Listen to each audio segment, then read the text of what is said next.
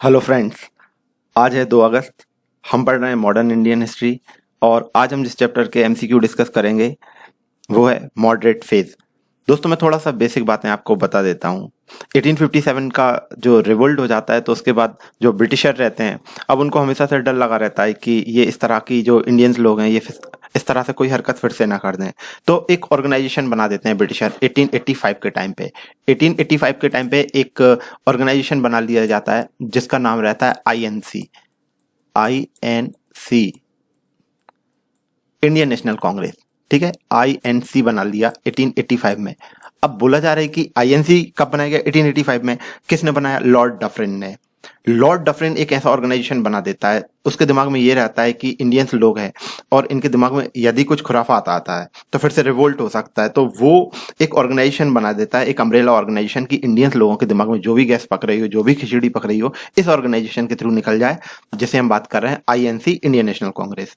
अब Indian National Congress में time period चलते हैं 2। एक तो मतलब इंडियन नेशनल कांग्रेस जब बन जाती है तो फिर ये फाइनली, जब तक इंडिया आज़ाद नहीं हो जाता तब तक इसके सेशन चलते रहते हैं और ये बहुत एक्टिव रोल प्ले करती है इंडिया की फ्रीडम में। जो इंडियन नेशनल कांग्रेस रहती है तो ये डिफरेंट फेजेस से होकर पास होती है। सबसे पहले एक टाइम पीरियड आता है मॉडरेट फेज। ये जो टाइम पीरियड रहता है ये 1885 से 1905 के टाइम का पीरियड रहता है। इसके बारे में थोड़ा सा बता दूं दोस्तों, यहाँ पे क्या रहता है कि जो इंडियन नेशनल कांग्रेस थी तो इसमें 2 तरह के लोग चल रहे थे। 1885 जब इंडियन नेशनल कांग्रेस का फॉर्मेशन हो जाता है तो वहां पे 1905 तक जो लीडर्स लीड कर रहे होते हैं इंडियन नेशनल कांग्रेस को, उनको बोला जाता है मॉडरेट्स। इसमें ये जो पर्सनैलिटी आते थे, दादा भाई नौरोजी, एसएन बनर्जी, बदरुद्दीन तैयब, फिरोज शाह, ये जो पर्सनैलिटी थे ये ज्यादा वायलेंट टाइप के नहीं थे। ये बड़ा पेटिशन पे यकीन करते थे, जो लिटिगेशन देते रहते थे अंग्रेजों की, सर जी ऐसा कर दीजिए, इस तरह का ये रूल चेंज कर दीजिए। अब धीरे धीरे ये करते हैं बट बहुत ज्यादा प्रोग्रेस नहीं होती और टाइम बढ़ता चला जाता है। तो 1905 आते आते एक और ऑर्गेनाइजेशन, मतलब इंडियन नेशनल कांग्रेस में एक और ग्रुप पैदा हो जाता है जिनको बोला जाता है एक्सट्रीमिस्ट। अब ये एक्सट्रीमिस्ट ये बिल्कुल अलग ही किस्म के बंदे थे। इनका सोचना था कि इनसे क्या पूछना, और ज्यादा दिक्कत हो तो बंदूक दो, अभी क्लियर करे देते हैं मैटर को। तो ऐसे जो पर्सन थे इन सारे लोगों को एक्सट्रीमिस्ट कहा गया। इसमें लाल बाल पाल, ये जो जोड़ी थी बहुत जानी जाती है, लाला लाजपत राय, बाल गंगाधर तिलक, बिपिन चंद्र पाल और अरविंदो घोष। तो ये जो लीडर्स थे इनको एक्सट्रीमिस्ट ग्रुप बोला जाता है। 1905 से इनका आगे का टाइम पीरियड चलता है। तो आज हम मॉडरेट्स के बारे में डिस्कस करेंगे कि एमसीक्यू इनके बारे में क्या क्या बातें हैं, और जो नेक्स्ट लेक्चर आएगा तो फिर मैं एक्सट्रीमिस्ट के बारे में एमसीक्यू डिस्कस करूंगा। ठीक है, और इनके बीच में इतना ज्यादा डिस्प्यूट होता है कि इनका स्प्लिट हो जाता है कांग्रेस का 1907 के टाइम पे, और फिर बाद में फिर इनका यूनाइट भी होता है। चलिए धीरे धीरे बात करेंगे। तो फिलहाल में अभी हम स्टार्ट कर लेते हैं मॉडरेट फेज के एमसीक्यू। तो चलिए शुरू करते हैं। सबसे पहला क्वेश्चन लिखा हुआ है, according to Dadabhai Naoroji Swaraj meant. बोला जा रहा है कि दादा भाई नौरोजी जो कि एक मॉडरेट लीडर थे, तो बोला जा रहा है कि इनके अकॉर्डिंग स्वराज का क्या मतलब होता है? Complete independence, self government, economic independence and political independence. तो यहाँ पे करेक्ट ऑप्शन आपका बी है, सेल्फ गवर्नमेंट की बात करी जा रही है। दादा भाई नौरोजी बोलते हैं कि स्वराज का मतलब खुद का शासन होना चाहिए, सेल्फ गवर्नमेंट होनी चाहिए। क्वेश्चन सेकंड लिखा है, which book was written by Dadabhai Nauroji on Indian poverty and economy under British rule। ठीक है, तो बोला जा रहा है कि कौन सी किताब लिखी थी दादा भाई नौरोजी ने, किसके ऊपर? On Indian poverty. ठीक है, तो जो भारत की गरीबी थी, एंड इकोनॉमी, ब्रिटिश रूल के अंडर इकोनॉमी किस तरह से वर्क कर रही थी और इंडिया किस तरह से पॉवर्टी को झेल रहा था, तो इसके ऊपर एक बुक लिखी थी दादा भाई नौरोजी ने। उस बुक का नाम पूछा गया है। यहाँ पे 4 ऑप्शन दिए गए हैं। लिखा हुआ है first option Indian economy under British raj, B option लिखा हुआ है British rule and economic drain of India, C option दिया हुआ है poverty and un British rule in India, economic drain and poverty of India. तो यहाँ पे सी ऑप्शन करेक्ट हो जाने वाला है, poverty and un British rule in India. Question third की बात करूंगा। लिखा हुआ है the partition of Bengal 1905 was annulled by. तो क्या होता है कि दोस्तों ये 1905 पे मूवमेंट भी लॉन्च होने लगते हैं। तो जो अंग्रेज रहते हैं ये बंगाल को पार्टीशन कर देते हैं इसका। ठीक है, तो बंगाल का पार्टीशन होता है और उसका काफी प्रोटेस्ट करते हैं इंडियंस लोग। तो एक समय आता है कि ये जो बंगाल का जो पार्टीशन होता है अंग्रेजों के द्वारा, तो ये इसको कैंसिल कर देते हैं। ये इनकी जो कैपिटल रहती है इसी को शिफ्ट कर ले जाते हैं दिल्ली की तरफ। पहले कोलकाता रहती है और वहां पे सारे ये मूवमेंट देखने को मिलते हैं, लेकिन फिर जो पार्टीशन ऑफ बंगाल कर देते हैं 1905 में, तो एक समय पे ये जो डिक्लेरेशन रहती है या जो बात कर दी गई थी तो इसको मतलब कैंसिल करना रहता है, एन्यूल करना रहता है। ठीक है, तो बोला जा रहा है कि ये कब करा गया था पार्टीशन ऑफ बंगाल को कैंसिल। यहाँ पे ऑप्शन दिए गए हैं। पहला ऑप्शन लिखा हुआ है Indian council act of 1905। B option दिया है चेम्सफोर्ड मॉन्टेग्यू रिपोर्ट 1990। सी लिखा हुआ है प्रोक्लेमेशन ऑफ दिल्ली दरबार इन 1911 एंड डी लिखा है गवर्नमेंट ऑफ इंडिया एक्ट 1935। तो यहाँ पे सी ऑप्शन करेक्ट है दोस्तों। ठीक है, तो ये दिल्ली दरबार 1911 जो होता है, दिल्ली दरबार लगाया जाता है और फिर वहां पे घोषणा कर देते हैं कि ये पार्टीशन ऑफ बंगाल कैंसिल है। क्वेश्चन 4 की बात करूंगा। लिखा हुआ है who of the following founded the east India association. ठीक है, तो ये एक ऑर्गेनाइजेशन था दोस्तों। क्या रहता है कि इंडियन नेशनल कांग्रेस के फॉर्मेशन से पहले बहुत सारे ऑर्गेनाइजेशन मतलब इसी तरह से बन गए थे कि इंडिया को किस तरह से आजाद कराना है या जो आइडियाज इस तरह के थे, तो सेम टाइप के माइंडसेट के लोग इकट्ठे हो रहे थे और ऑर्गेनाइजेशन बनते जा रहे हैं। तो ये उसी समय का है। तो बोला जा रहा है कि ईस्ट इंडिया एसोसिएशन, ये जो ऑर्गेनाइजेशन रहता है, जो कौन फाउंड करते हैं? CR दास, दादा भाई नौरोजी, देवेंद्रनाथ टैगोर एंड VD सावरकर। तो यहाँ पे दादा भाई नौरोजी, ठीक है, जो कि एक मॉडरेट रहते हैं। ठीक है, और ये पर्सन का बहुत ज्यादा ध्यान भी रखिएगा, grand old man of India करके बोलते हैं। और इन्होंने भारत की जो इकोनॉमी रहती है, पॉवर्टी रहती है, तो जो ब्रिटिशर रहते थे तो वो इंडिया को किस तरह से ड्रेन कर रहे थे, यहाँ के जो रिसोर्सेस रहते थे तो उनको एक्सप्लॉइट करते हैं। तो उसके ऊपर ये बंदा समझ गया था। ठीक है, तो इसने पूरा बुक लिख दिया, तो इनको grand old man of India consider करा जाता है, ये ध्यान रखें। क्वेश्चन 5 की बात करूंगा। यहां पे कुछ स्टेटमेंट दी गई है। ठीक है, तो चलिए देख लेते हैं। पहली बात लिखी हुई है the Indian National Congress was founded during the vice royalty of Lord Dufferin. तो दोस्तों मैंने अभी बताया था कि 1885 में ये जो वाइस रॉय रहता है लॉर्ड डफरिन, तो इसके दिमाग में ऐसा फितूर पकता रहता है कि एक ऑर्गेनाइजेशन बना देना चाहिए। तो और सही भी था बाद में, मतलब ये इंडिया नेशनल जो कांग्रेस रहता है तो ये इंडिया की फ्रीडम में बहुत ज्यादा हेल्प करता है। तो हालांकि इस बंदे ने नहीं सोचा था, इसका कुछ और प्लान था, सेफ्टी वॉल तरह से सोचा था कि इन लोगों का फिर से कोई रिवोल्ट ना कर दें। तो इस तरह से पहला ऑप्शन दिया हुआ है इंडियन नेशनल कांग्रेस को जो फाउंड करा था, तो कौन वाइसराय रहता है तब? तो लॉर्ड डफरिन करेक्ट ऑप्शन है। सेकंड ऑप्शन दिया है the first president of Indian National Congress was WC Banerjee. बोला जा रहा है कि जो INC था तो इसका जो पहला प्रेसिडेंट रहता है वो WC बनर्जी था, तो ये सही बात लिखी हुई है।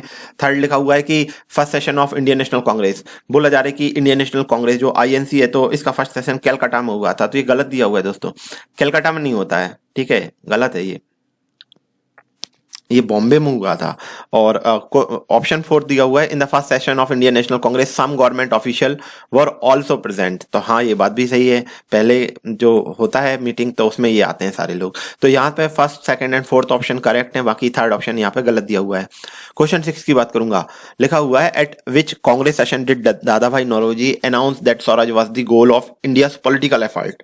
ठीक है, तो ये किस समय पे जो दादा भाई नौरोजी रहते हैं अनाउंस कर देते हैं कि स्वराज जो इंडिया की जो पॉलिटिकल एफर्ट हैं तो उनमें स्वराज उनका एक गोल है। तो यहाँ पे करेक्ट ऑप्शन है 1906 कलकत्ता सेशन। ठीक है, ध्यान रखिएगा। क्वेश्चन 7 की बात करूंगा। लिखा हुआ है यहाँ पे the first session of Indian National Congress was shifted from Poona to Bombay. देखिए अभी मैंने बताया था जो इंडियन नेशनल कांग्रेस रहती है इसका जो फर्स्ट सेशन हुआ था वो कहाँ पे होता है? बम्बई में होता है। ठीक है, पहले ये क्या था, पूना में होने वाला था, लेकिन ये पूना में नहीं होता है। इंडियन नेशनल कांग्रेस का जो पहला सेशन था ये बॉम्बे में होता है। अब बोला जा रहा है कि और वो भी 11 घंटे पहले इसको मतलब डिसाइड किया गया था। तो बोला जा रहा है ऐसा क्यों हुआ था। अब यहाँ पे ऑप्शन दिए हुए हैं। पहली बात लिखी हुई है कि जो बॉम्बे प्रेसिडेंसी एसोसिएशन, ठीक है, तो ये एक ऑर्गेनाइजेशन था। अब इसके जो लीडर्स रहते हैं बॉम्बे प्रेसिडेंसी ऑर्गेनाइजेशन के, ये ऐसी जो मीटिंग होने वाली थी तो इसके अगेंस्ट में थे। ठीक है, तो पूना में जो मीटिंग होने वाली थी बॉम्बे प्रेसिडेंसी एसोसिएशन के लीडर्स इसको विरोध कर रहे थे, इस कारण से इसको बॉम्बे में करा गया था। तो ये गलत दिया हुआ है।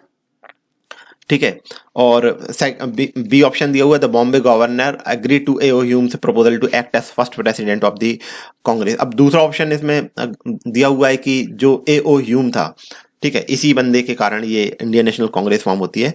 तो ये बंबई का जो गवर्नर रहता है उससे बोलता है कि जो कांग्रेस का सेशन होने वाला है और फर्स्ट प्रेसिडेंट आप बन जाइए, ऐसा प्रपोजल दे देता है और वो मान जाता है। तो बोला जा रहा है क्या ये बात सही है? तो ऐसा कुछ नहीं हुआ था दोस्तों, तो ये भी बात गलत दी हुई है।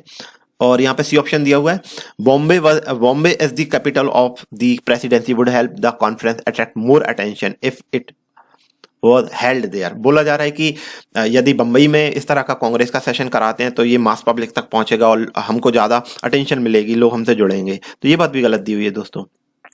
डी ऑप्शन दिया हुआ है, an outbreak of cholera in Pune forced the organisers of the Congress to shift its venue from Pune to Bombay.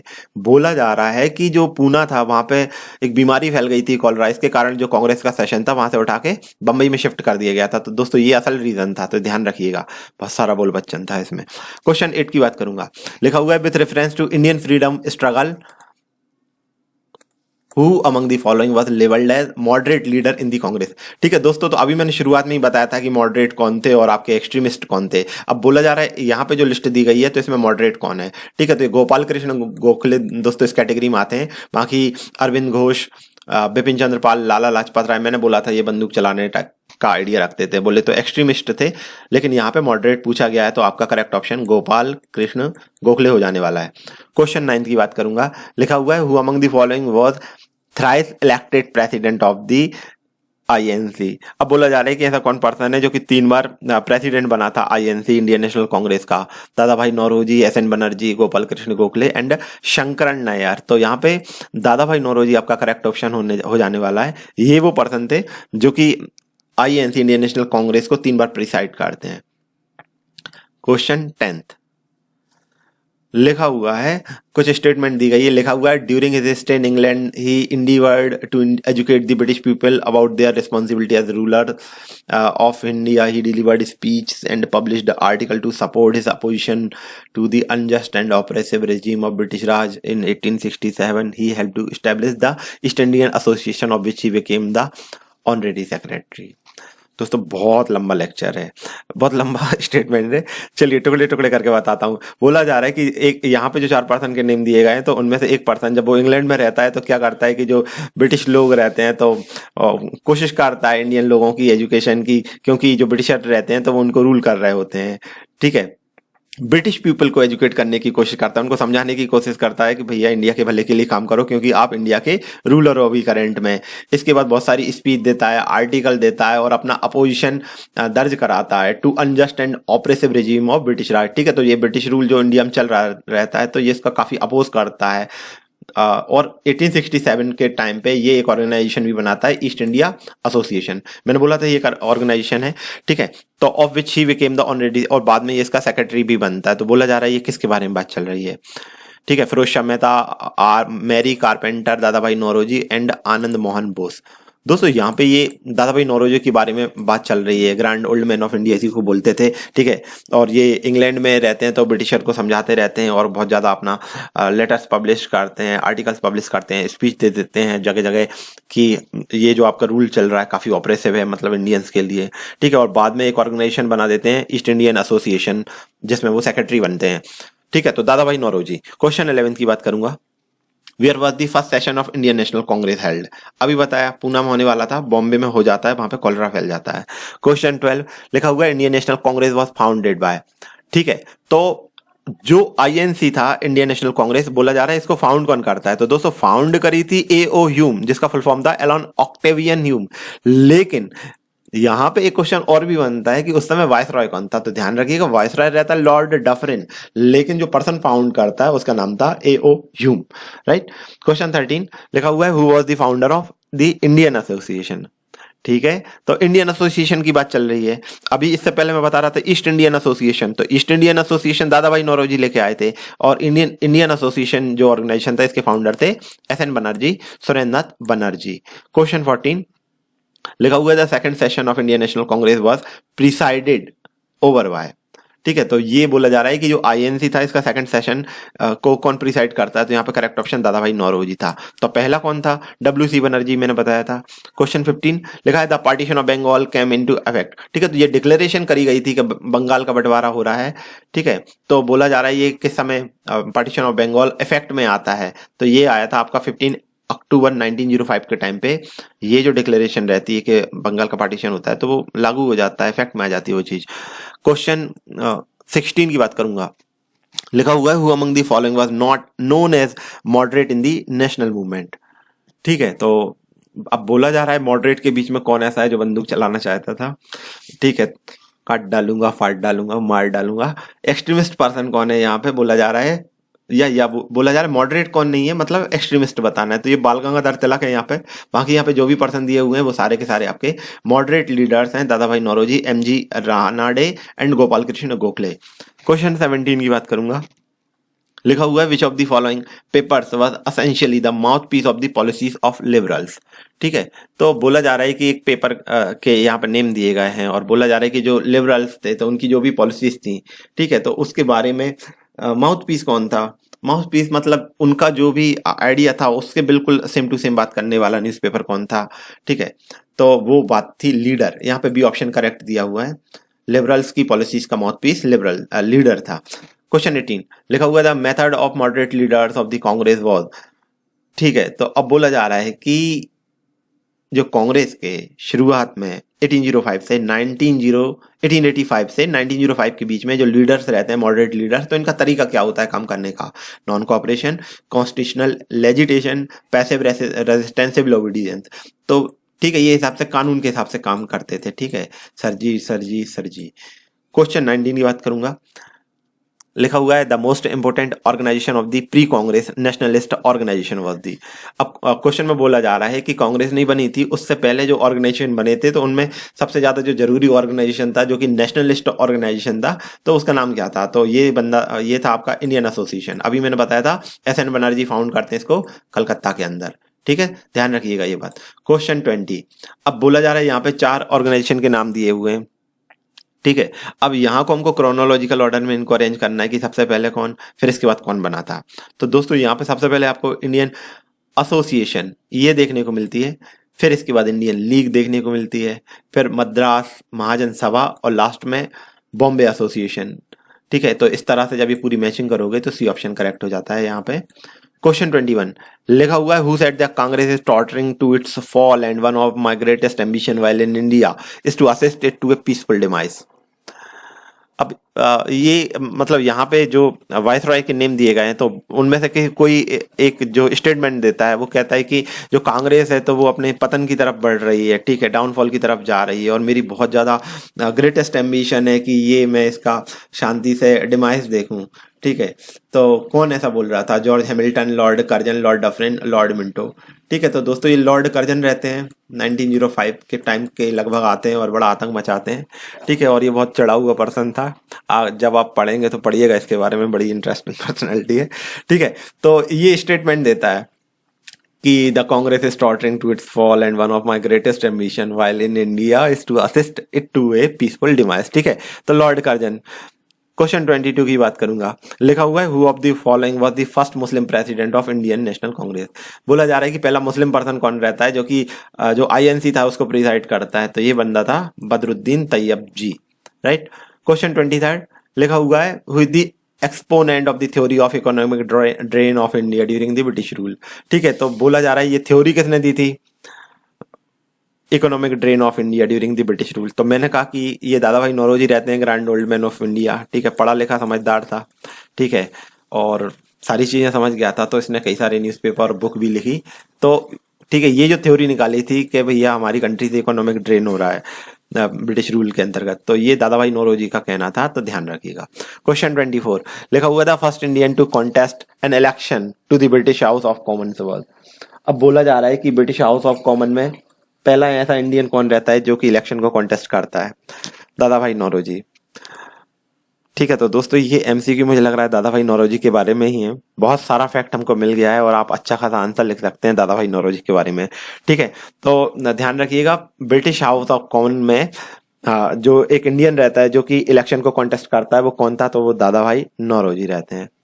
Question 25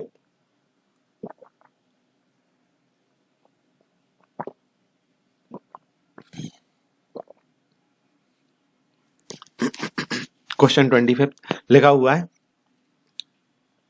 given below a list of person who became president of Indian National Congress, arrange them in chronological order, select your answer using the codes given below a list of person who became president of INC, arrange them। ठीक है, तो अब यहाँ पे फिर से INC में कुछ लीडर्स के नेम दिए गए हैं जो कि आईएनसी के प्रेसिडेंट बने थे।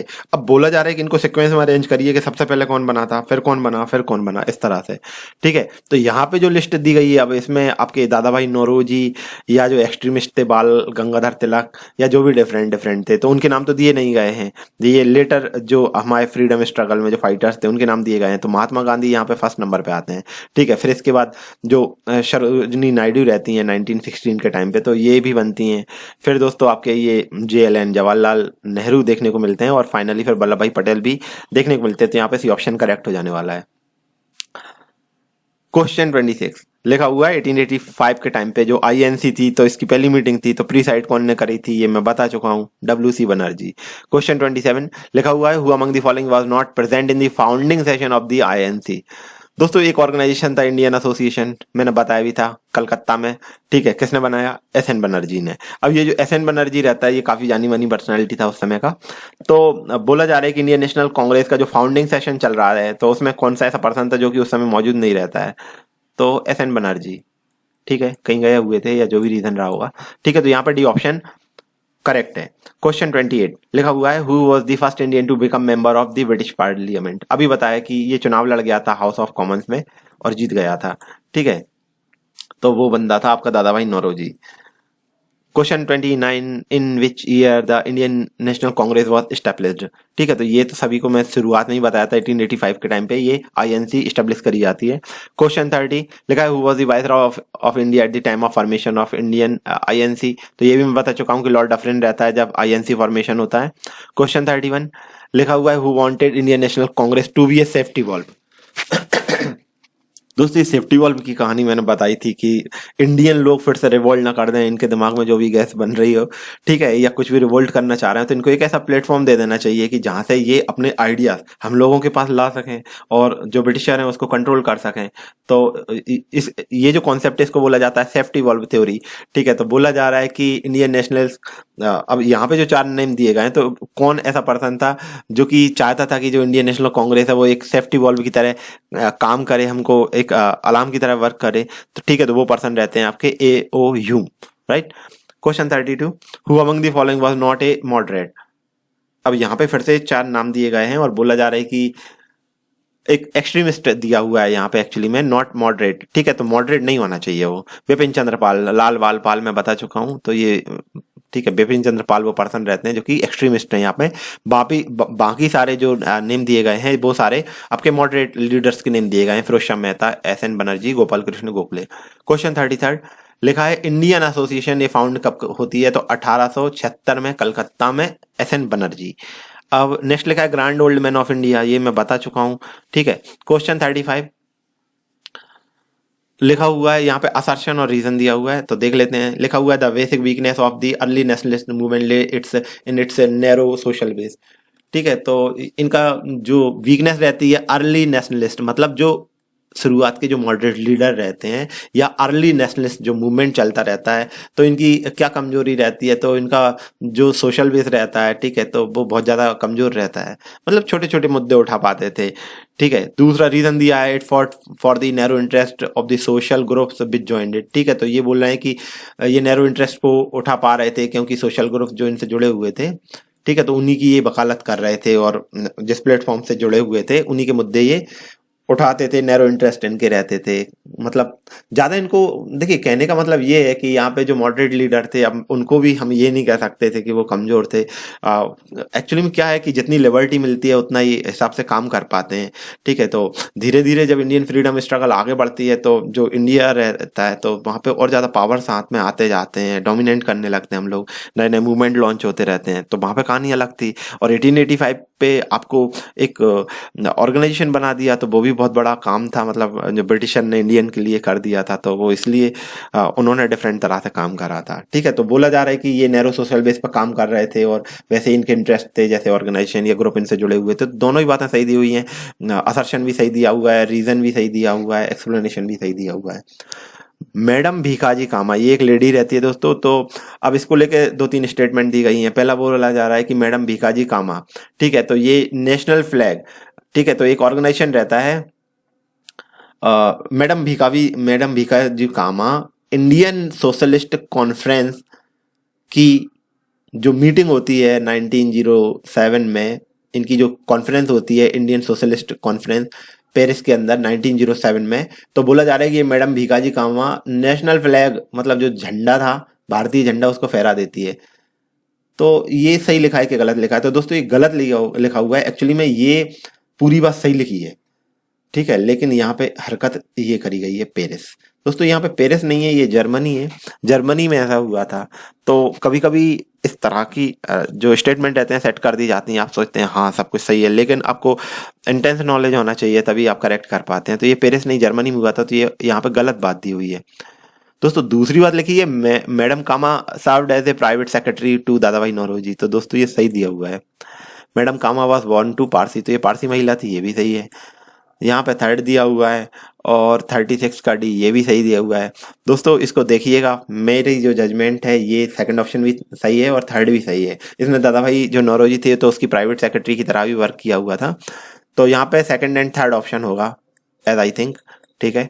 और क्वेश्चन 37 लिखा हुआ है, who among the following rejected the title of knighthood and refused to accept a position in the council of the secretary of state for India.